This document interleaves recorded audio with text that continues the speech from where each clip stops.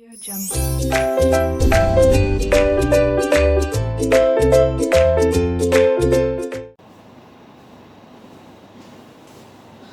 Hello students, SYJC 12th standard economics में second chapter consumers behaviour के अंतर्गत हम लोगों ने कुछ हिंट देखा था जिससे पॉइंट्स को लंबे समय तक याद रखने में मदद मिलती है। तो एक बार हम रिवाइज कर लेते हैं। फीचर्स ऑफ यूटिलिटी या कैरेक्टरिस्टिक्स ऑफ यूटिलिटी। अगर फीचर्स ऑफ यूटिलिटी चाहिए तो याद रखिए push red SIM. Okay. Second, types of utility. Types of utility अगर चाहिए तो याद रखिए टाइप्स ऑफ यूटिलिटी पाने के लिए पावरफुल फिरंगियों ने पहली ट्रेन शुरू किया। पावरफुल फिरंगियों ने पहली ट्रेन शुरू किया। थर्ड, अगर आपको assumptions of law of diminishing marginal utility चाहिए, assumptions of diminishing marginal utility, तो आप क्या याद रखेंगे? एक, दिल्ली मुंबई उत्तर प्रदेशी चालबाज देश से करोड़ों रुपए रिश्वत चाहता है। Repeat once more. एक, दिल्ली मुंबई उत्तर प्रदेशी चालबाज देश से करोड़ों रुपए रिश्वत चाहता है। Okay. Fourth, today we are going to concentrate on exceptions of law of diminishing marginal utility. तो students, exceptions of law of diminishing marginal utility के लिए भी हिंट बनाया गया है। आप लोगों को पता है इलेक्शन के समय दिल्ली मुंबई उत्तर प्रदेश में मतदान बहुत ज्यादा प्रदान होता है। ठीक है, तो इस तरह से याद रखिए इलेक्शन के समय दिल्ली मुंबई उत्तर प्रदेश में अत्यधिक मतदान प्रदान होगा। इलेक्शन के समय दिल्ली मुंबई उत्तर प्रदेश में अत्यधिक मतदान प्रदान होगा। स्टूडेंट्स, आप भी ट्राई कीजिए। इलेक्शन के समय दिल्ली मुंबई उत्तर प्रदेश में अत्यधिक मतदान प्रदान होगा। अगर ये वर्ड याद रखते हैं तो आपको लंबे समय तक के लिए ये फुल फॉर्म्स याद रहेंगे। करेक्ट। चलिए अब एक एक वर्ड से एक्सेप्शंस के फुल फॉर्म हम लिखते हैं। ठीक स्टूडेंट्स, एम से माइजर, माइजर। ए से एडिक्शंस,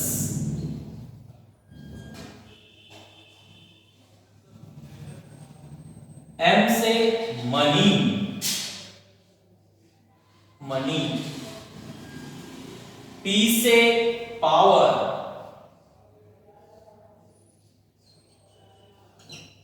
एंड एच से हॉबीज।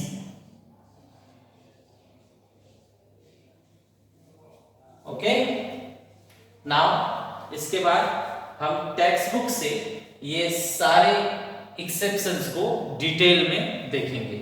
स्टूडेंट्स, आपके गवर्नमेंट टेक्स्ट बुक में फर्स्ट पॉइंट एक्सेप्शंस के लिए है हॉबीज। मैं बुक्स की वर्डिंग रीड करता हूं, आप स्क्रीन पर देखिए।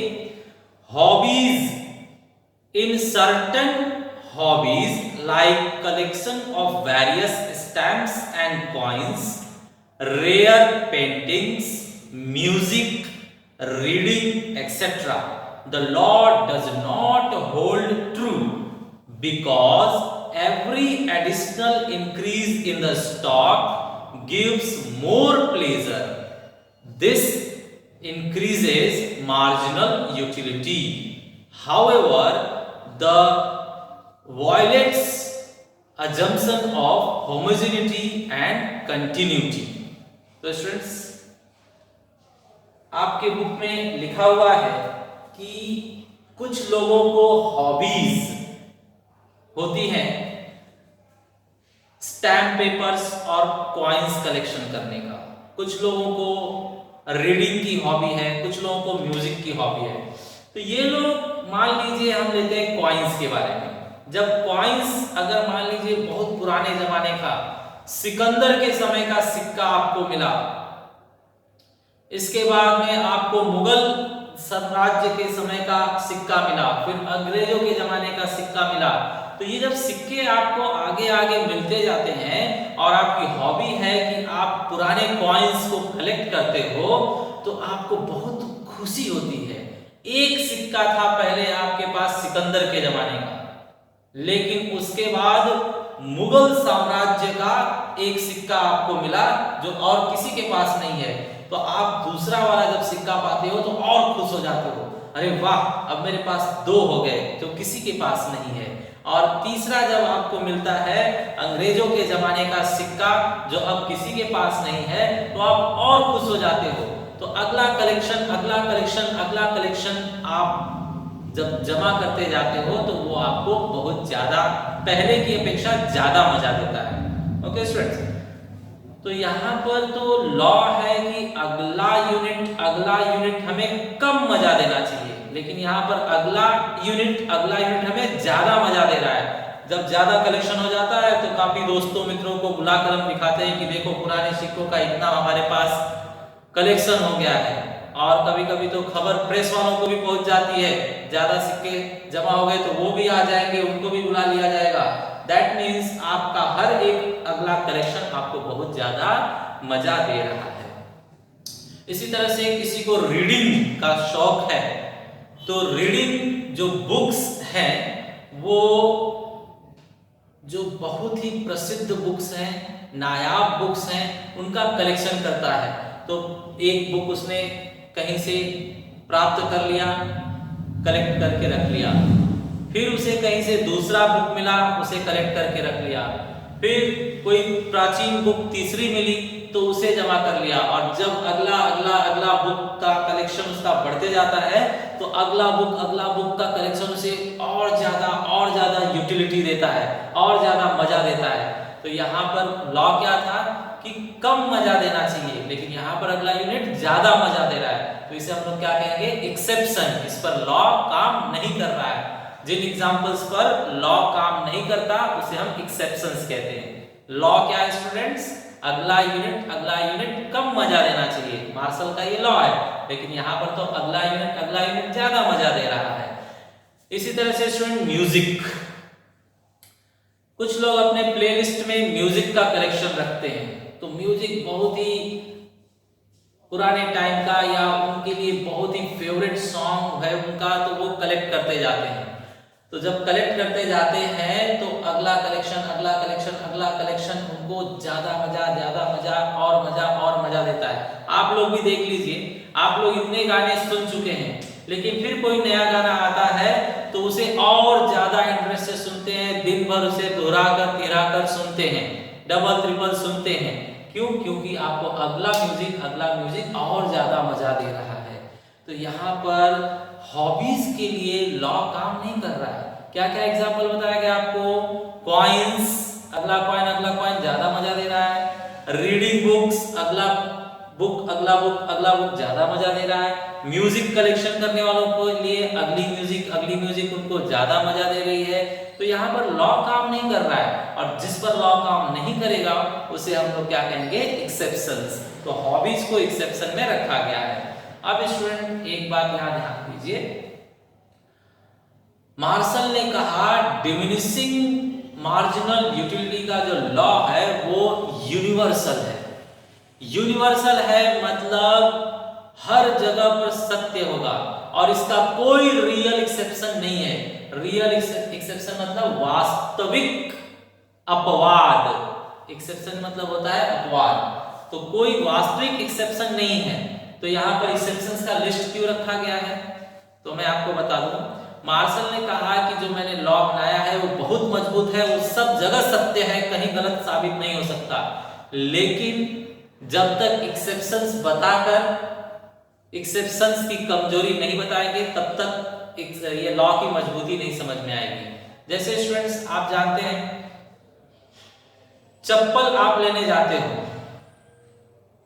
चप्पल लेने जाओगे तो दुकान वाला कहता है इस चप्पल का सोल बहुत मजबूत है, आप विश्वास नहीं करते हो, उसके तरफ आश्चर्य भरी आंखों से देखने लगते हो, तो वो क्या करता है चप्पल को लेकर मोड़ देता है, उसे फोल्ड करके फिर आपको सीधा करके दिखाता है कि देखिए कुछ नहीं हुआ, बरोबर। इसके बाद मान लीजिए कि आप चश्मे की दुकान में गए, चश्मा वाला कह रहा है कि ये चश्मा का जो लेंस है वो नई क्वालिटी का आया है, वो अनब्रेकेबल है। जैसे ही अनब्रेकेबल बोला, आपने उसे आश्चर्य की आंखों से देखना शुरू कर दिया, तो उसने चश्मा पकड़कर नीचे पटक दिया और फिर उठाकर दिखा रहा है देखिए कुछ नहीं हुआ इसे। तो बताइए स्टूडेंट्स, पहले एग्जाम्पल में मैंने आपको बताया कि आप सोल के ऊपर विश्वास नहीं कर रहे थे, दुकानदार को पता है कि सोल मजबूत है, लेकिन आपको विश्वास दिलाने के लिए उसने क्या है फोल्ड करके दिखाया आपको। उसने पहले आपको दिखाया कि देखिए फोल्ड करता हूं तो टूट जाएगा, लेकिन नहीं टूटा, मतलब सोल क्या है मजबूत है। चश्मे पर भी क्या है, चश्मा फेंक दिया गया, दुकानदार को पता है कि अनब्रेकेबल है, लेकिन आप विश्वास नहीं कर रहे थे ना, तो वो पहले क्या करेगा पटक देगा उसे और फिर उठाकर दिखाएगा कि देखिए नहीं टूटा।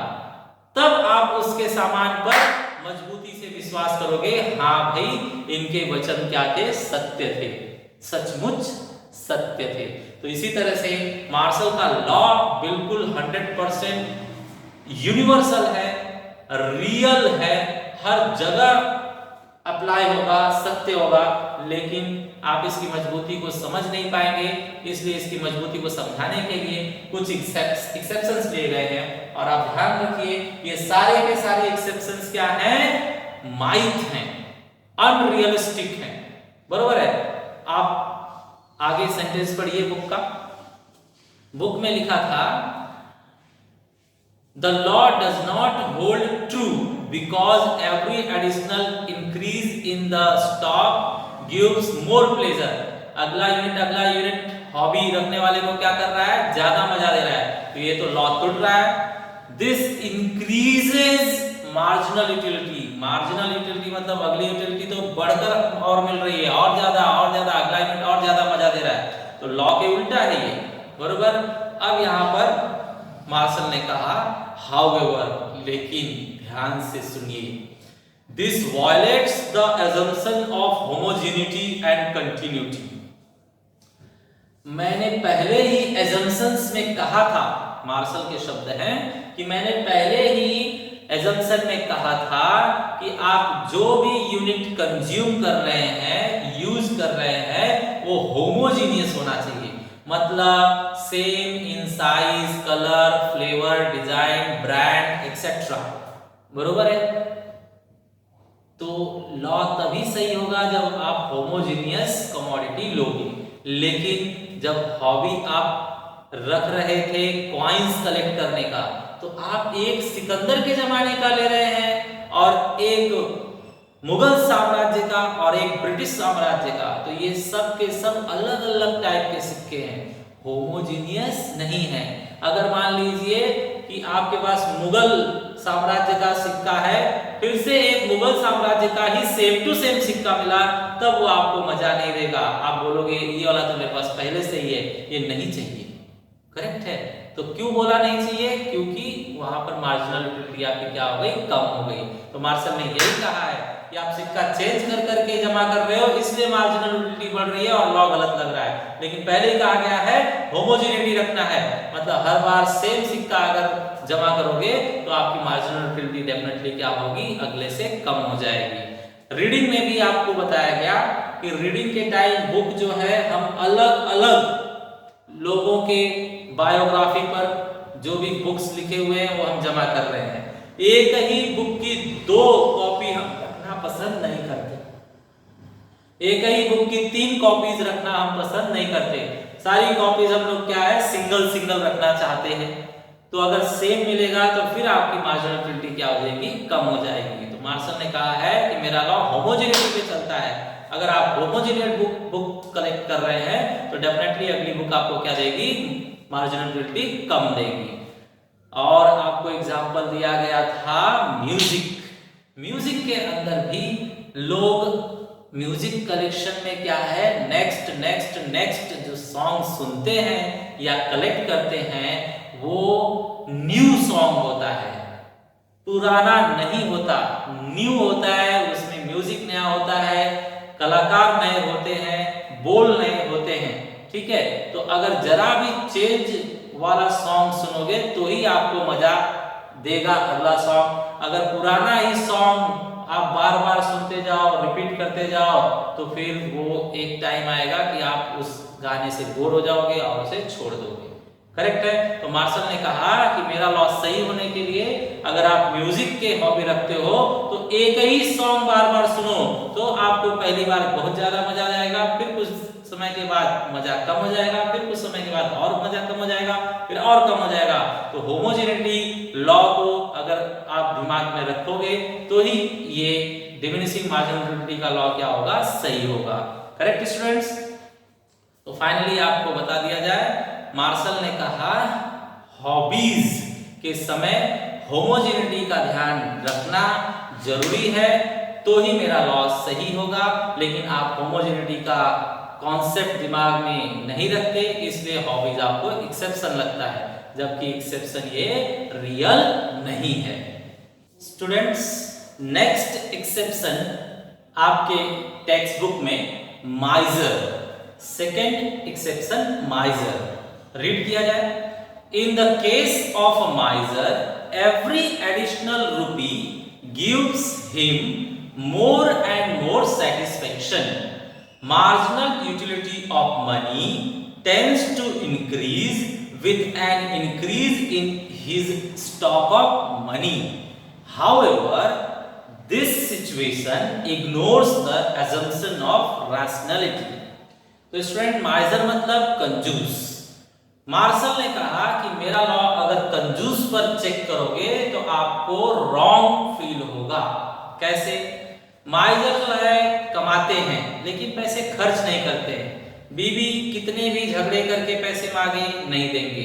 बच्चे कितने भी गुस्सा हो, कितने भी रोए धोए, उनको पिकनिक जाने के लिए या खर्चीली जगह रिसोर्ट वगैरह पे जाने के लिए पैसे नहीं देते।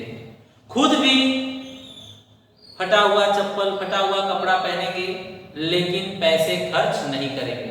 तो कंजूस जो होता है वो पैसे जमा जब करते जाता है तो अगला यूनिट देखकर उसको और ज्यादा खुशी, और ज्यादा खुशी, और ज्यादा खुशी होती है।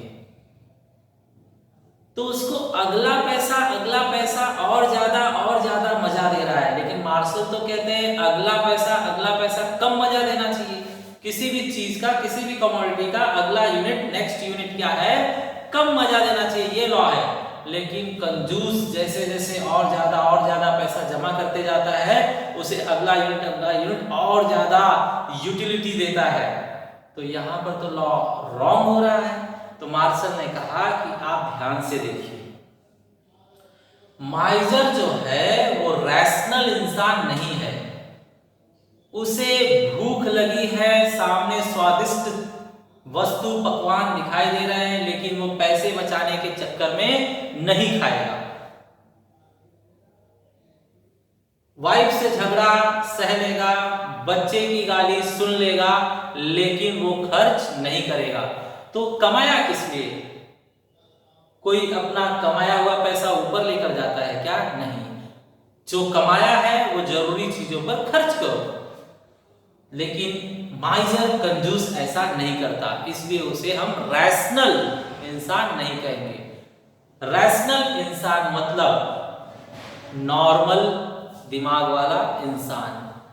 ये नॉर्मल दिमाग वाला इंसान कैसे नहीं है, मैं आपको एक एग्जांपल देकर बताता हूं। एक बार क्या हुआ, एक इंसान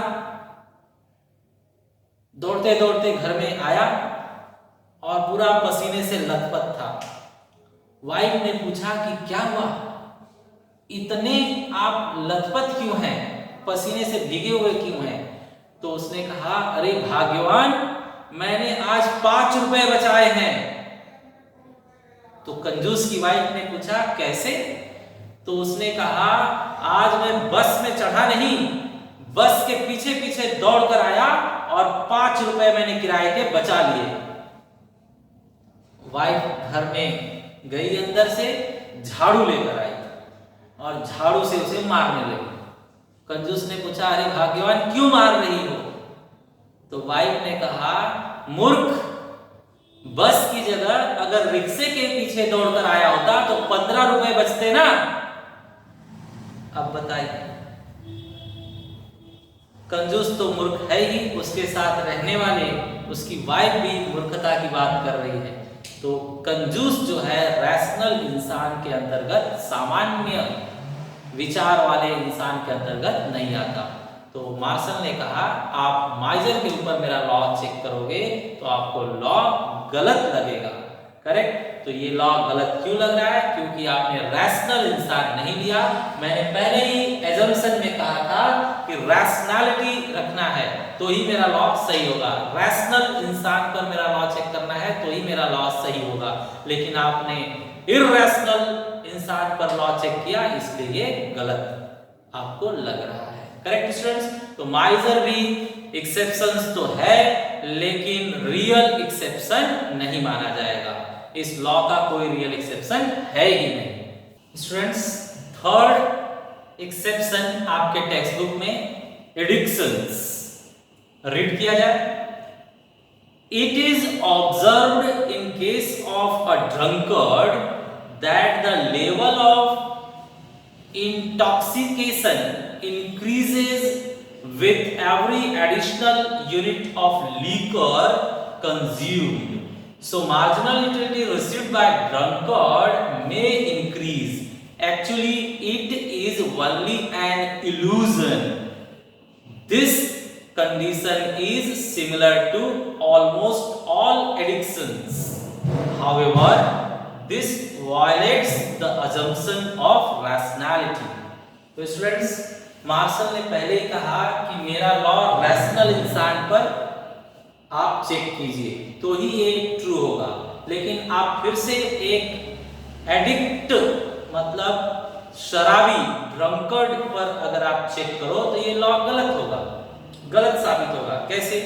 जो ड्रंकर्ड है उसे शराब का अगला प्याला, अगला प्याला, अगला प्याला बहुत ज्यादा मजा देता है, उसे उसका आदी बना देता है, उसे लत पड़ जाती है। तो स्टार्टिंग में तो लोग शराब पीना जब चालू करते हैं तो उसका टेस्ट समझ में नहीं आता, लेकिन जैसे जैसे टेस्ट समझने लगते हैं उसके आदी पड़ जाते हैं, आदत पड़ जाती है, फिर धीरे धीरे लत पड़ जाती है, तो उन्हें अगला यूनिट और मजा और मजा और मजा और मजा देने लगता है। लेकिन लॉ क्या कहता है? अगला यूनिट कम मजा देना चाहिए, लेकिन यहां तो अगला यूनिट ज्यादा मजा दे रहा है। दैट मीन्स लॉ टूट रहा है। तो मार्शल ने कहा, drunkard is not a rational person. Drunkard कोई सामान्य दिमाग वाला इंसान नहीं है, उस पर आप लॉ चेक कर रहे हैं, इसलिए लॉ गलत लग रहा है। मार्शल ने कहा, एक एग्जाम्पल समझिए। रोड पर एक शराबी बैठा हुआ है, शराब लेकर ग्लास में उलट रहा है। इतने में एक महात्मा आ गए और उन्होंने देखा कि ये शराबी किस तरह से अपना जीवन नाश कर रहा है, इसे कुछ समझा दूं, मंत्र दे दूं। तो महात्मा ने रास्ते पे जाते हुए एक कीड़े को उठाया और शराब में डाल दिया। कुछ टाइम तक वो कीड़ा छटपटाया, तड़पा और बाद में डूबकर शराब में मर गया। महात्मा ने शराबी से पूछा, समझा बच्चा? शराबी ने कहा, हाँ महात्मा, समझ गया। क्या समझे? शराबी ने कहा, शराब पीने से पेट के सारे कीड़े मर जाएंगे, पेट साफ हो जाएगा। बताइए, शराबी रैशनल होता है क्या? नहीं। दूसरा एग्जाम्पल सुनिए। एक शराबी शराब पीकर प्लेन में चढ़ गया, व्यवस्थित उसने टिकट निकाला था, तो एयर होस्टेस या कोई भी स्टाफ उसे कुछ बोल नहीं सकता। थोड़े समय के बाद उसे उल्टी की फीलिंग होने लगी, तो एयर होस्टेस उसे एक प्लास्टिक बैग ला कर दी, बोली आप इसमें कर सकते हैं, और वो देकर चली गई। थोड़े समय के बाद लौट कर आई तो उसका प्लास्टिक बैग शराबी का खाली था, लेकिन बगल के सारे यात्री उल्टी कर रहे थे। आश्चर्य में एयर होस्टेस ने शराबी को पूछा, ये क्या हुआ? शराब आपको उल्टी होने वाली थी, लेकिन ये लोग क्यों उल्टी कर रहे हैं? तो शराबी ने कहा, मैडम उल्टी तो मुझे ही हुई थी, लेकिन जैसे ही मैंने उल्टी किया सब सी shit shit shit shame on you stupid इस तरह से कहने लगे, तो मुझे लगा कि मैंने बहुत बड़ी गलती कर दी, तो मैंने उल्टी वापस से पी लिया। अब बताइए, क्या ड्रंकर्ड रैशनल इंसान है? नहीं, वो अपने जीवन भर की कमाई अपने शरीर को नाश करने के लिए यूज करता है, अपने बीवी बच्चों की पढ़ाई पर ध्यान नहीं देता, तो ये क्या रैशनल इंसान है? नहीं। तो मार्शल ने कहा कि रैशनल इंसान पर ही मेरा लॉ चेक कीजिए, तो ही मेरा लॉ आपको सही जान पड़ेगा। करेक्ट? तो यहाँ पर जो एडिक्शंस आपका लिया गया है एक्सेप्शन में, वो भी एक रियल एक्सेप्शन नहीं है, क्योंकि एडिक्शन वाले व्यक्ति रैशनल लिस्ट में नहीं आते। मार्शल ने एजम्पशन में कहा है कि रैशनल इंसान पर ही मेरा लॉ चेक करना। Okay student, so addiction is an exception but not a real exception. Fourth exception आपके टेक्स्ट बुक में, power. Just read it. This is an exception to the law because when a person acquires power, his lust for power increases. He desires to have more and more of it. However, this again violates the rationality assumptions. Students, again same बात। Martial ने कहा कि मेरा law rational इंसान पर ही use कीजिए। Power हासिल करने वाला इंसान कैसे रैशनल नहीं है देखा जाए। मान लीजिए किसी इंसान को थोड़ा पावर प्राप्त हो गया, किसी एरिया को संभाल रहा है, वो वहां का दादा बन गया, फिर वो क्या करता है, उतने में संतोष नहीं करता, उसे और चाहिए और चाहिए। अभी दाऊद का एग्जाम्पल ले लीजिए। दाऊद मुंबई में रहने वाला इंसान थोड़े से पावर से आगे बढ़ा, फिर और पावर और पावर और पावर हासिल करते हुए इतना ज्यादा पावर उसने हासिल किया कि सारी दुनिया का वो दुश्मन बन गया। बताइए, ऐसा इंसान रैशनल है क्या जो पावर की चाहत में इतना आगे बढ़ गया कि उसे अपना घर छोड़ना पड़ा, अपना देश छोड़ना पड़ा, सारी दुनिया उसकी दुश्मन हो गई? ये क्या रैशनल इंसान में आएंगे? नहीं। सिकंदर भी देखिए, सिकंदर जो था बहुत ही शक्तिशाली राजा था, उसने भी पहले एक देश जीता, लेकिन उसका पावर हासिल करने की महत्वाकांक्षा खत्म नहीं हुई। वो और आगे अगला देश अगला देश अगला देश जीतते हुए आगे बढ़ता गया, और इसके इस पावर को हासिल करने के नशे ने उसे अकेला कर दिया। उसकी सेना, उसके सैनिक उससे तंग आकर युद्ध करने से इनकार कर दिए, उसे छोड़कर लौटने लगे, बगावत कर दिए। तो बताइए, लोग पावर हासिल करते हैं खुद के खुशी के लिए और दूसरों को भी खुशी प्रदान करने के लिए, लेकिन यहाँ पर तो खुद ही अशांत हो जा रहा है मन, दुनिया से विमुक्त हो जा रहे हैं, लोगों का साथ छूट जा रहा है, तो ऐसे इंसानों को रैशनल नहीं कहा जाएगा। तो स्टूडेंट्स, पावर हासिल करने वाला जो इंसान है वो भी रैशनल नहीं होता।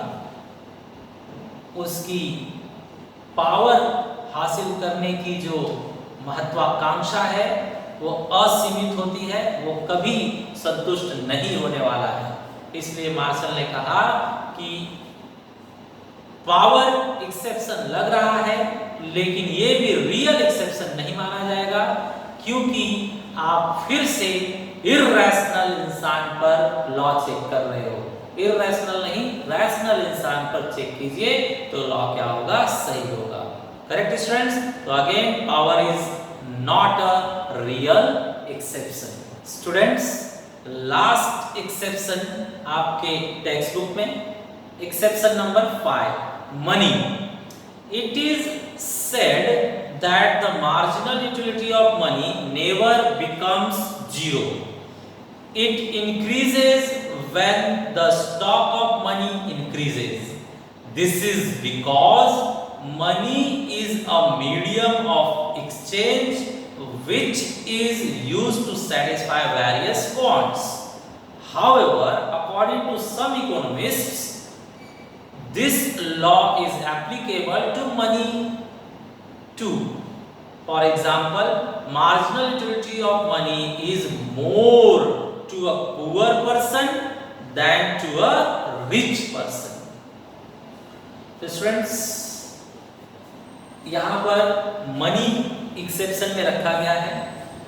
आप देखिए, मनी जैसे जैसे कोई और हासिल करते जाता है, मनी, अगला मनी, और मनी आ गया, और मनी आ गया, और मनी आ गया, तो अगला मनी क्या है, उसे और मजा देता है, और मजा देता है, और ज्यादा यूटिलिटी वो उससे प्राप्त करता है। तो यहाँ पर ऐसा लग रहा है कि मनी का अगला यूनिट तो हमें और मजा दे रहा है, लेकिन लॉ क्या कहता है, अगला यूनिट कम मजा देना चाहिए। तो यहाँ पर ये एक्सेप्शन ट्रू है या फॉल्स है? तो कुछ इकोनॉमिस्ट ने कहा कि देखिए, marginal utility of money for a poor person is more than to a rich person. मतलब पुअर, गरीब लोगों के लिए मनी की मार्जिनल यूटिलिटी क्या होती है, ज्यादा होती है, और अमीर के लिए उसकी मार्जिनल यूटिलिटी क्या होती है, कम होती है। तो इस एग्जाम्पल को मैं डिटेल में समझाता हूँ। स्टूडेंट्स, मान लीजिए मार्केट में एक महिला जाती है भाजी खरीदने के लिए। तो पहले वो पता लगाती है, मिडिल क्लास से है वो, तो पहले पता लगाती है कि कौन से मार्केट में सस्ती भाजी, सस्ते वेजिटेबल्स मिल रहे हैं, वहां पर जाती है। इसके बाद में जब भाजी ले लिया, कितना पेमेंट करना है, मान लीजिए 102 रुपए हुए, तो 100 रुपए ही देती है, बोलती है 2 रुपए छोड़ दो, 2 रुपए भी लोगे क्या? भाजी वाले भैया बोलते हैं कि वही तो 2 रुपए मिल रहा है मालकिन। तो वो बोलती है नहीं, मुझे सब पता है, 2 रुपया छोड़िए, नहीं तो मैं आगे से ले लूंगी। तो भाजी वाला 2 रुपए छोड़ देता है। फिर वो महिला आगे बढ़ते बढ़ते बहुत प्रसन्न होती है कि मैंने 2 रुपए बचा लिए।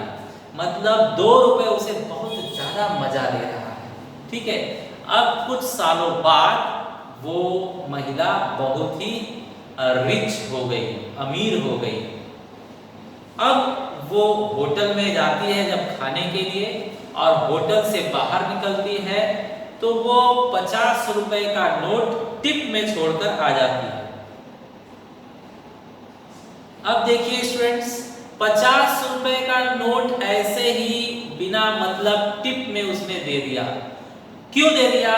उसे 50 रुपया कोई मजा नहीं दे रहा है, 50 रुपए की कोई हैसियत, कोई इज्जत नहीं है उसके नजर में। आप जरा कंपेयर कीजिए, जब वो गरीब थी तो उसके नजर में 2 रुपए बहुत ही ज्यादा इंपॉर्टेंस रखता था, और आज जब अमीर हो गई है तो 50 रुपए भी उसके लिए कोई अहमियत नहीं रखता।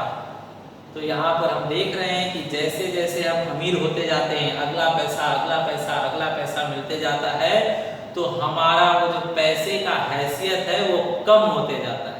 पैसे की हैसियत कम हो रही है, मतलब पैसा मुझे कम मजा दे रहा है, पैसा मुझे कम मजा दे रहा है, मतलब अगला पैसा मुझे कम यूटिलिटी दे रहा है। तो लॉ तो सही है, अगला पैसा हमें कम यूटिलिटी दे रहा है। तो अगर आप ऊपर ऊपर देखोगे तो आपको लगेगा कि अगला पैसा जमा होने पर लोग ज्यादा खुश होते हैं, लेकिन नहीं। बारीकी से इकोनॉमिस्ट की नजर से आप देखेंगे तो अगला यूनिट ऑफ मनी हमें कम मजा देता है। इस तरह से लॉ क्या है, सही है, सत्य है, बरोबर है, मनी के ऊपर भी ये लागू है, करेक्ट। तो money is also not a real exception for this law, correct students. तो इस तरह से हमने पांचों एक्सेप्शन खत्म किया। ध्यान रखिए 5 के पांचों एक्सेप्शन क्या है, not real. Law of diminishing marginality को क्या कहा गया है, universal applicable, it is true overall, हर जगह पर ये सत्य होगा, सबके लिए सत्य होगा। यूनिवर्सल मतलब पूरे विश्व के लिए ये सत्य होगा, ठीक है स्टूडेंट्स। तो लॉ की मजबूती को दिखाने के लिए सिर्फ ये एक्सेप्शंस बनाए गए हैं, लेकिन ये रियल नहीं है, करेक्ट।